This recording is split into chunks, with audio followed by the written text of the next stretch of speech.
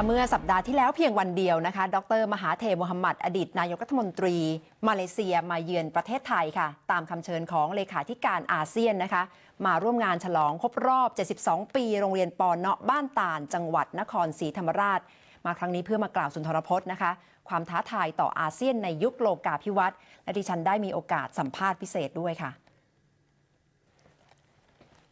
โดยดร.มหาเทโมฮัมหมัดหรือที่เรียกกันย่อๆว่าดร.เอ็มมีเวลาอยู่เมืองไทยเพียงแค่วันเดียวเท่านั้นนะคะดิฉันเลยมีโอกาสได้ขอสัมภาษณ์เพื่อมาออกในตอบโจทย์นะคะปีนี้ดร.มหาเทอายุรวม 87 ปีแล้วแต่ว่ายังเดินทางไปกล่าวสุนทรพจน์ตามที่ต่างๆทั่วโลกค่ะดร.มหาเทเป็นหมอนะคะไปไหนๆใครก็จะเรียกว่าดร.มหาเทท่านนำมาเลเซียอยู่นานถึง 22 ปีค่ะเป็นผู้นำที่พาประเทศเข้าสู่ช่วงต้นๆของการเปิดประเทศไปสู่ยุคเศรษฐกิจโลกาภิวัตน์และดร.มหาเทได้ทำให้มาเลเซียกลายเป็นเสือเศรษฐกิจตัวแรกๆของเอเชียตะวันออกเฉียงใต้ดร.มหาเทขึ้นชื่อเรื่องการมีวิสัยทัศน์ที่ชัดเจนค่ะโดยเฉพาะการวางแนวทางการพัฒนาประเทศมาเลเซียเข้าสู่ยุคปี 2020 นะคะที่ต้องการให้มาเลเซียเป็นกลุ่มประเทศที่พัฒนาแล้วท่านเป็นผู้นำของพรรคอัมโนพรรคที่ชนะการเลือกตั้งทั่วไปถึง 5 สมัยติดต่อกันค่ะแต่เมื่อนำประเทศหลายปีต่อเนื่องก็เริ่มเกิดคำถามถึงการรวมศูนย์อำนาจทางการเมืองและอำนาจตุลาการ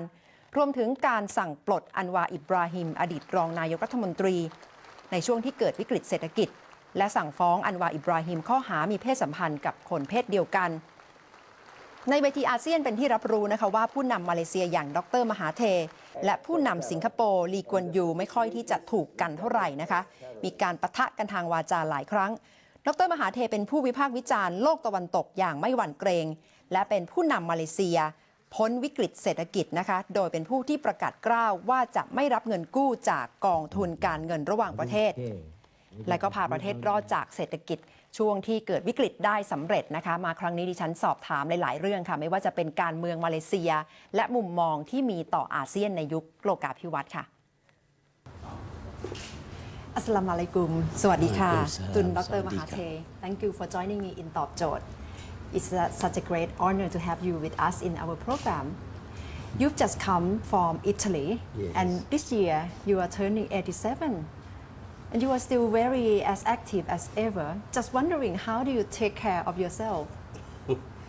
Everybody asks me that question. I really don't quite know, except that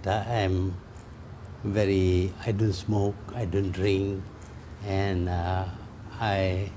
I'm very careful about the food I eat. I don't overeat. I eat just enough.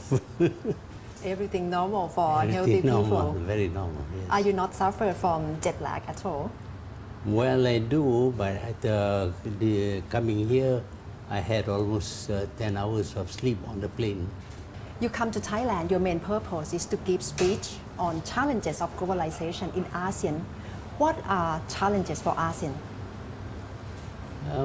We see today a lot of problems in the world.Part of it is due to this idea about free trade, globalization, capitalism, which has affected the economies of America and Europe.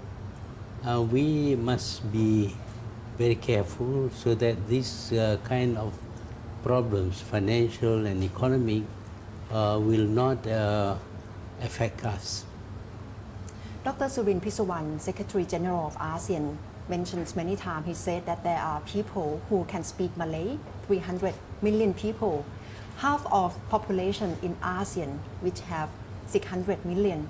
What should be the promoted opportunities for people who can speak Malay in ASEAN? Well, they must participate fully in the life of the people of the ASEAN countries in terms of the political life, economic life, and social life of these nations. If the right or the liberty of Malay people or the efficiency, capacity have been promoted too strongly, will that jeopardize other ethnic groups in ASEAN? No, I don't think so. In the past, I must admit that the Malay-speaking Muslim group were left far behind It is only now that they are trying to catch up. And in the process, of course, some of the opportunities will go to them, but that would not hurt the other communities. With your policy, Bhumiputras, which promote the rights of Malay, but in some way, in many ways, ethnic Chinese groups in Malaysia may not be happy. So how can that be advocate for strong and healthy multiracial society?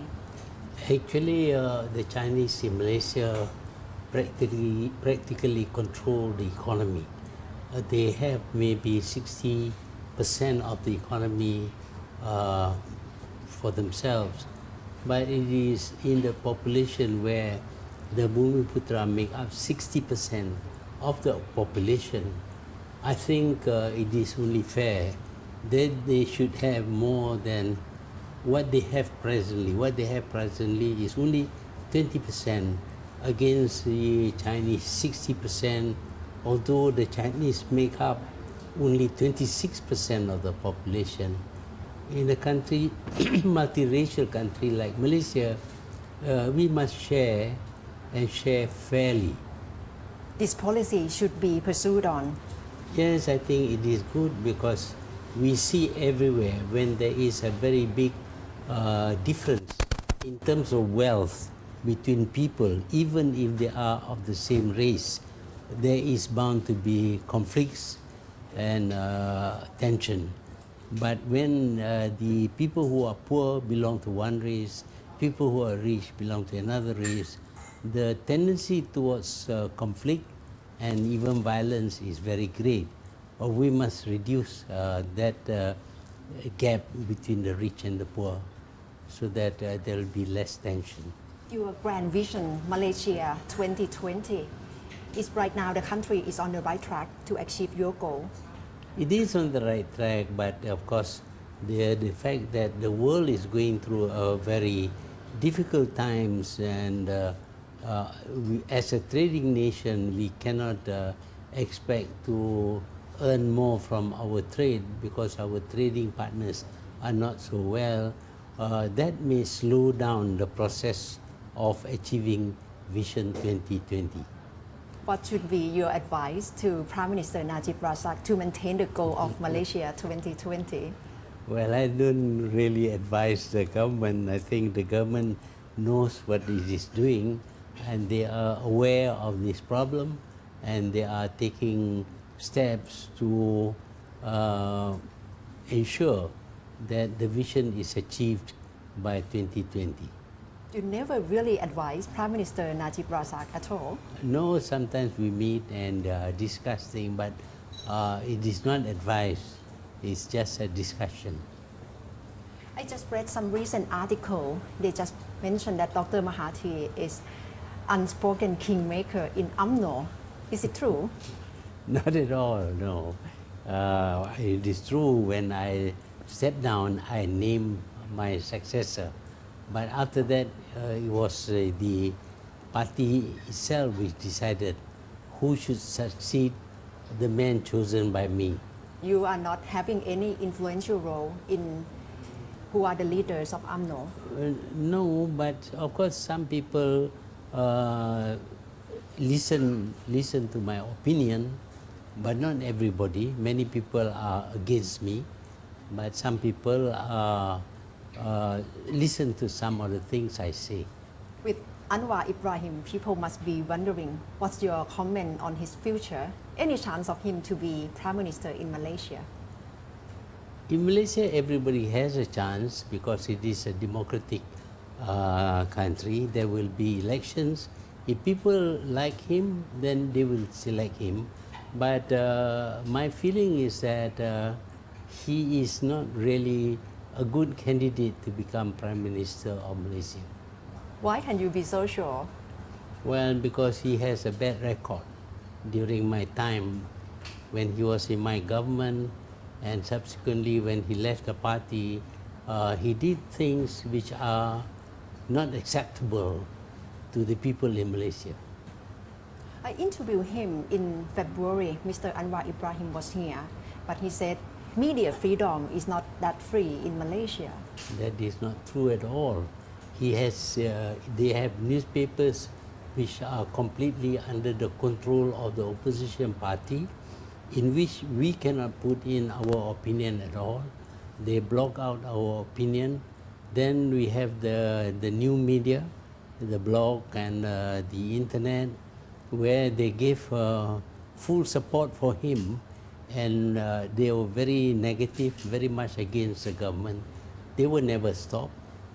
There is no censorship in Malaysia, but newspapers often, if they are pro-government, they will write things for the government. If they are anti-government, they write things against the government. And many newspapers write against the government every day. Your daughter, she has a blog, and she said she is a supporter of Basi rally. Is she on the same page with you? Well, she has her opinion. I have my opinion. If she wants to support Basi, it's her business, so not mine at all. Do you discuss politics among your family members, your son, your daughter? Not always, not often. We have very different views about many things. How do you see the place of Malaysia in ASEAN? I think Malaysia can play a fairly prominent role in ASEAN because it is one of the founders of ASEAN, and relative to some of the other countries, it is fairly well developed and has a good system of government, as well as people are very free to talk against the government. What do you think the country needs to do more to achieve Malaysia 2020? Well, I think we need to encourage domestic investment, because now foreign direct investment is not coming as much as it used to, because there are other countries also attracting foreign direct investment. When we started foreign direct investment, only Malaysia was accepting foreign investment. Other countries did not. But now all the other countries are attracting foreign direct investment, and they are, I must admit, they are cheaper, and therefore a lot of people go to other countries. Foreign direct investment in this place, do you mean direct investment from Western countries? Not only Western countries, from Japan, from Korea, from many other countries, even from Arab countries now. You are very well known as a strong critic of Western nations. Does the relations of Malaysia with Western nations have improved after you stepped down from politics? Well, I suppose so, but during my time also, although I criticize them, a lot of investments come from Western countries. I noticed that even right now you still criticize Western nations. I read in your Facebook on 29th of June, you posted how Malaysia should not follow Western nations' pattern of spending too much. Yeah. What do you want to warn Malaysians? No, any country, whether West or East or African or whatever, if you spend more money than you have, you are going to be in trouble. It's like any individual. If you spend more money, then you will be in debt and you will be in trouble. So countries are the same. You cannot spend too much money. Even if you borrow, the borrowing must be for the purpose of investment. If you borrow and consume, you will also be in trouble.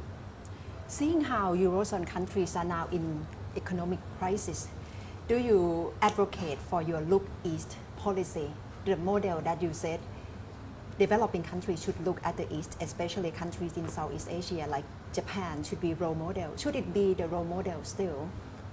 In some ways, it is still the role model. For example, in terms of industrialization, in terms of management of the labor and all that, I mean, the East is better model than the West. But in other ways, we follow the West also. In what way? Well, system of government, for example, democracy is a Western system. We practice democracy in Malaysia, so that if we want to change government, we don't have to have an uprising, a revolution. We merely vote and the government is overthrown. Politics have changed a lot because of Arab Spring. Do you think the same situation will happen in Malaysia? I don't think so. Why? It's because the people in Malaysia has had a government which they choose themselves through elections. Secondly, the government has shown that they care for the people. They created jobs for the people. They give scholarships to students. They opened up the country, created more prosperity. All this was done by the government. It's different from the Middle East countries, where it's not possible to vote the government out of power because it stays there in power. It's an authoritarian government. We are not authoritarian. Besides that, the government did not look after the interests of the people, did not create jobs for them, did not improve the economic situation. It's quite different. Everybody agrees that Malaysia grew very fast during that period and people had jobs. People were able to study and get better qualification, earn more money. We look after the interests of the people. So there is no reason why there should be an uprising. The issue of South China Sea, it makes ASEAN countries quite divided, especially the last AMM meeting. It's the first time that ASEAN minister meetings doesn't have joint communique in 45 years. Do you think this issue will divide unity of ASEAN countries? On one issue we may divide, but otherwise we are very close together. We work together. ASEAN countries should be sticking together. We must stay together. Otherwise we'll be swallowed up one by other countries. China is being influential in the region. Also, United States want to have more role in the region. What should ASEAN make their own position?